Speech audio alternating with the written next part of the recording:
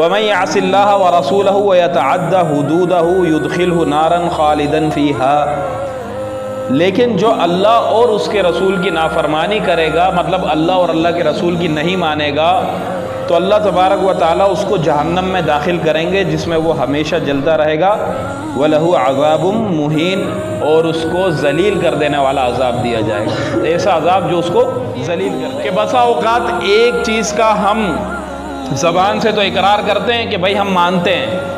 لیکن اپنے افعال سے، اپنے اعمال سے یہ ظاہر کرتے ہیں کہ ہم نہیں مانتے۔ تو دیکھیں، ایک کافر اعتقادی ہوتا ہے اور ایک کافر فعلی ہوتا ہے۔ اعتقادی کافر تو یہ ہے کہ بندہ عقیدہ رکھے کفر کا، اللہ کی آیات کا انکار کرے، اللہ کی آیات کو نہ مانے، ایک تو یہ بات۔ دوسرے نمبر پر ماننا نہ ماننا، اس کا تو زبان سے نہیں کہتا ہو، یا زبان سے کہتا ہو کہ مانتا ہوں لیکن عمل سے نہیں کر کے دکھاتا ہوں۔ اعمال اس کے اس طریقے سے ہوں جیسے کافروں کے اعمال ہوتے ہیں، نہیں کرتا، ببانگ دہل نہیں کرتا، ببانگ دہل نہیں کرتا مطلب ڈنکے کی چوٹ پر وہ نہیں کرتا۔ تو بھائی جو نہیں کر رہا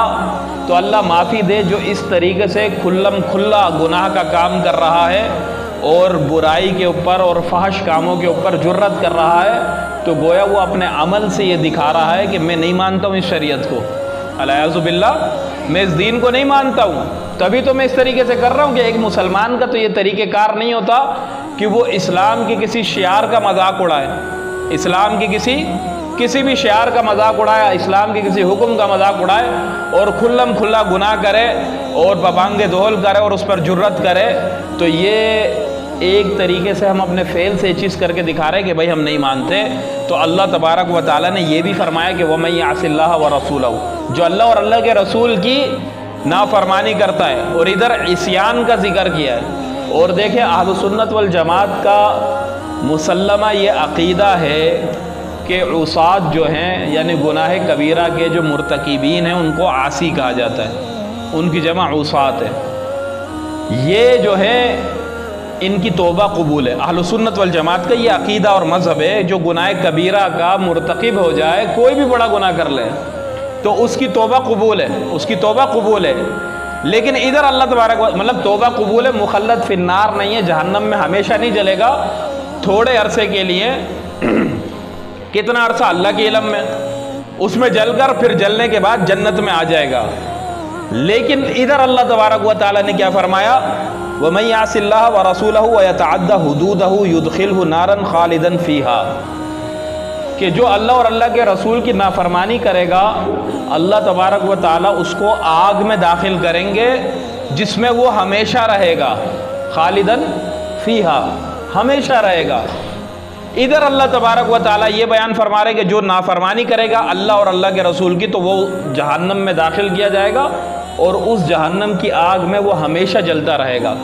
تو دیکھیں، اس آیت کا ایک معنی اور مطلب تو پھر وہ بھی ہے جو مفسرین نے بیان کیا کہ اس آیت سے جو اللہ تبارک و تعالیٰ نے عاصی کا ذکر کیا ہے، اللہ اور اللہ کے رسول کی نافرمانی کا ذکر کیا ہے، تو یہاں نافرمانی کا جو اعلیٰ درجہ ہے وہ مراد ہے، مطلب انکار کرنا، نافرمانی کا جو اعلیٰ درجہ ہے وہ انکار ہے، جس طریقے سے ایک جگہ پر اللہ تبارک و تعالیٰ قرآن پاک کے اندر فرماتے ہیں وَمَن لَمْ يَحْكُمْ بِمَا أَنزَلَ اللَّهُ فَأُولَٰئِكَ هُمُ الْكَافِرُونَ، کہ جو اللہ تبارک و تعالیٰ کے نازل کردہ احکام کے مطابق فیصلے نہیں کرتے، وہ لوگ پکے ٹھکے کافر ہیں۔ وہ کیا ہے؟ پکے ٹھکے کافر ہیں۔ تو یہاں پر بھی امام احمد بن حنبل اس آیت کی تفسیر کے اندر اپنے مسند کے اندر بیان کرتے ہیں وَمَن لَمْ يَعْتَقِدْ، مطلب جو عقیدہ نہیں رکھتا اللہ تبارک و تعالیٰ کے حکم جو اللہ نے نازل فرمائے ہیں، اللہ نے جو احکام نازل فرمائے ہیں ان کے حق ہونے کا عقیدہ نہیں رکھتا اور ان کا انکاری ہے، تو پھر فَأُولَٰئِكَ هُمُ الْكَافِرُونَ، وہ کافر ہے۔ وگرنہ اگر ان ایسی آیات کو ہم ظاہری معنی کے اوپر کیا کریں؟ معمول کر لیں، ظاہری معنی کے اوپر معمول کر لیں کہ دیکھیں جدھر ایسے جیسے اللہ نے ادھر فرمایا کہ وَمَن يَعْصِ اللَّهَ وَرَسُولَهُ، ہاں کہ جو اللہ اور اللہ کے رسول کی نافرمانی کرے اور اللہ اور اللہ کے رسول کی حد بندیوں کو پار کرے، یدخلہ نارا خالدا فیہا۔ اب بتاؤ کون سا مسلمان ایسا نہیں ہے کہ جو اللہ اور اللہ کے رسول کی نافرمانی نہ کرتا ہو اور اللہ اور اللہ کے رسول کی حد بندیوں کو کراس نہ کرتا ہو؟ اللہ معافی دے، آج تو ہر دوسرا بندہ اس چیز کے اندر مبتلا ہے۔ تو اگر اس کو ظاہری معنی کے اوپر کیا کریں گے، محمول کر دیں گے، تو اس کا مطلب تو یہ ہو جائے گا کہ ہر مسلمان جہنم کی آگ میں ہمیشہ ہمیشہ جلے گا،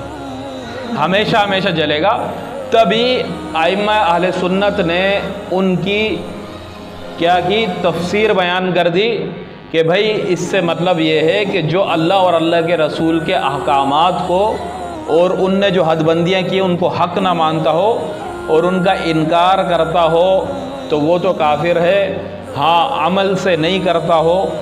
عمل کے اندر کوتاہی کرتا ہو تو وہ کیا ہے، وہ فاجر ہے، فاسق ہے، لیکن کافر نہیں ہے۔ لیکن میرے محترم دوستو بھائیوں، ان آیات کے اگر دیکھیں ظاہر کو تو یہ آیتیں بڑی سخت ہیں۔ ان آیات کے ظاہر کو دیکھیں تو یہ آیتیں بڑی سخت ہیں۔ ان کے ظاہر پر اگر ہم عمل کریں تو یہ سخت آیتیں اللہ تبارک و تعالیٰ نے بڑی سختی کے ساتھ بیان فرمائی ہیں۔ تو ہمیں ڈرنا چاہیے کہ کل کیا پتہ لگتا ہے، کل قیامت کے دن اللہ تبارک و تعالیٰ اگر ہم کو ان آیات کے ظاہر پر عمل کرتے ہوئے جہنم کی آگ میں ہمیشہ ہمیشہ کے لیے ڈال دے تو کیا ہم اللہ تبارک و تعالیٰ سے پوچھ سکیں گے کہ یا اللہ ایسا کیوں، یہ کیوں کیا؟ کیونکہ اللہ تبارک و تعالیٰ تو ایسے بادشاہ ہیں کہ اللہ تبارک و تعالیٰ کے سامنے کوئی دم نہیں بھر سکتا۔